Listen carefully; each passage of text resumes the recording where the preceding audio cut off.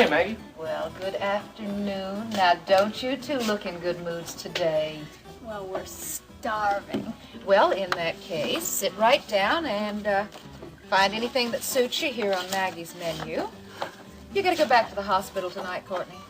Yeah, for a while, but then I plan on coming back here and getting at least 10 hours of sleep.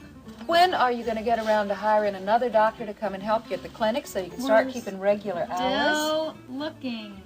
As a matter of fact, I'm interviewing a doctor tomorrow morning. Courtney, is that a new ring? Oh, boy, I thought you'd never notice, Maggie. Is that an engagement ring? No, it's not.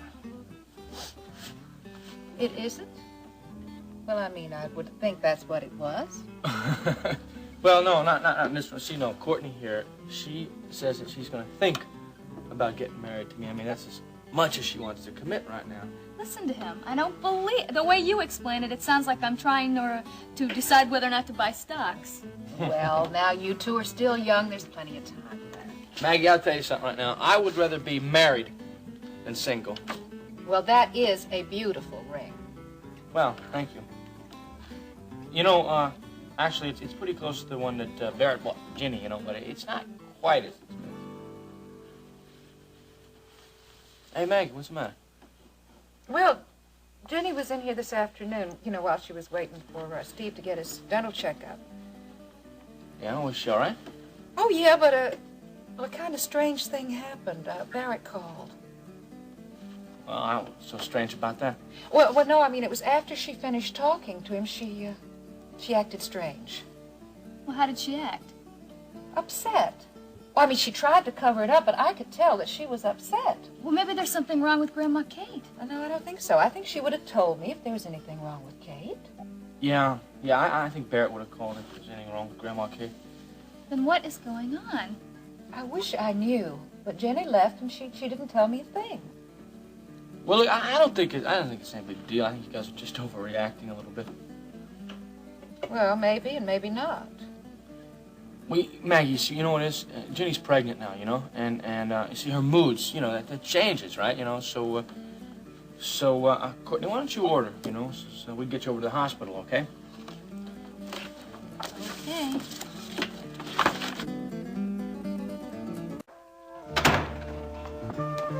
How's your visit with the dentist? Terrific. I had a perfect checkup. And then I suppose it didn't take you too long, did it? No, not after I got in to see him. What's that mean? Dr. Simpson always puts his appointments too close together. So you have to wait forever if he has a lot of work to do on someone. How long did you have to wait? I'm not sure, but it was long enough to read 3 magazines cover to cover. Did your mother wait with you? No, she went down the street to Aunt Maggie's. I met her there after I picked up my clean bill of healthy teeth. Are you sure that your mother was at Maggie's all that time? I mean, did she go anywhere else? I don't think so. Where do you think Mom might have gone? I'm not sure. Dad, I don't understand all these questions. What are you getting at? I'm just curious about everything you do. Sounds to me as if you're more curious about everything Mom does. I'm concerned about what both of you do.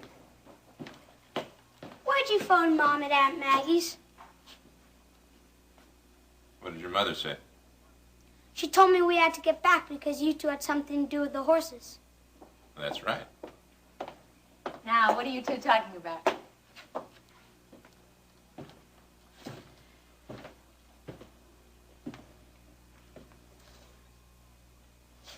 Nothing. Mom, I don't like the way Dad's acting. It'll pass, honey. Don't worry about it. I can't help worrying about it. I'd never seen him act this way before. So, remember my telling you how very rough it was on your father for 5 years in that prisoner of war camp? But that's all over now. Well, maybe something happened that reminded him of that. That could explain his behavior. I guess so. Steve, we have to be very patient with your father. Bad experiences like that prisoner of war camp stay with a person. So he's bound to get moody from time to time. What you have to do is try and ignore it or stay away from him. But don't take it personally. It's not directed at you. I don't like Dad when he's like this. I know, honey. It won't last long. I'm sure of that. You go do your homework, okay? Okay. Hey, Joe. Hey, Steve.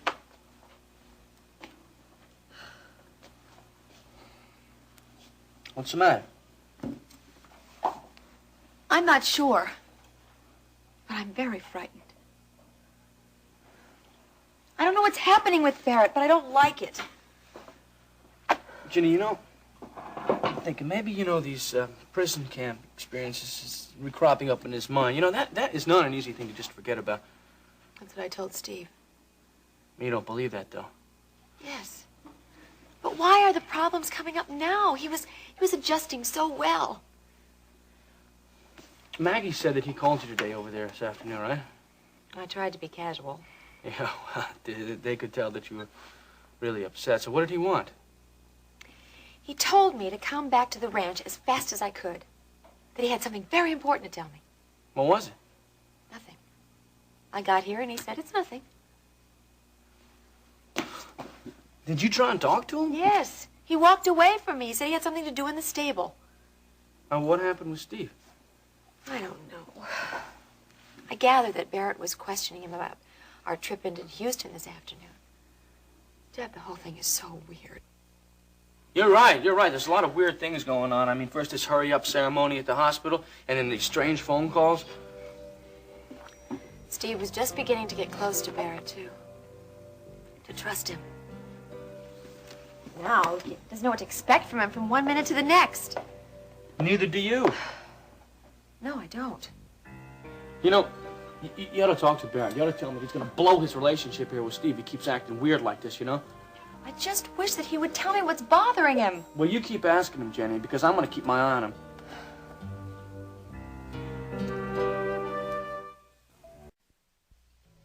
What do you want to eat, Barry? A cup of coffee. Barrett. Just coffee. Barrett, is everything okay? No, one of the heifers died. Not Morning Glory. I don't know. Dad. I can't keep track of all the names you give these animals. But Morning Glory's special. She's... Steve, it's okay. Morning Glory is all right. She's up on the North Range. Sure. I'm positive. It's all right. What's the matter with the heifer, Barrett? It's too fragile. Couldn't Dr. Barnwell do anything? Barnwell has better things to do at this time than worry about a sickly heifer. You mean he didn't even try? There wasn't any point. Honey, nature has a way of taking care of those things on her own. But, Mom... Why don't you go get ready for school? Okay.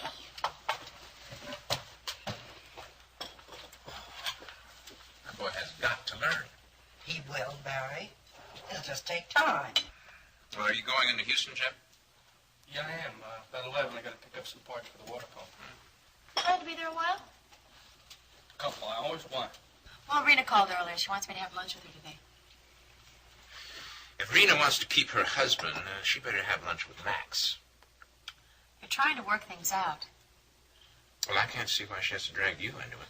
Well, Rena needs someone to talk to, Barry. She's having a very rough time right now. You're having a rough time, too. I'm just going in with Jeb to have lunch at the top of the world. It's too tiring. I feel fine. No! You're not going into town. And that's final.